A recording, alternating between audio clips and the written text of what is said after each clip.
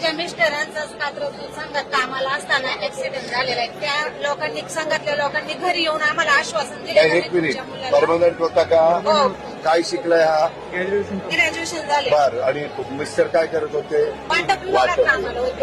स्वप्नील, मी आता जे काम सांगतो ते कुठल्याही परिस्थितीत झालं पाहिजे.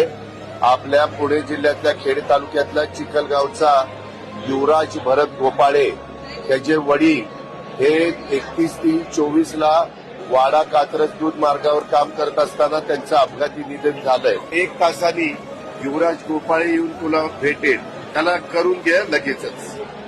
ओके, मी तुला नोकरी आज देतो.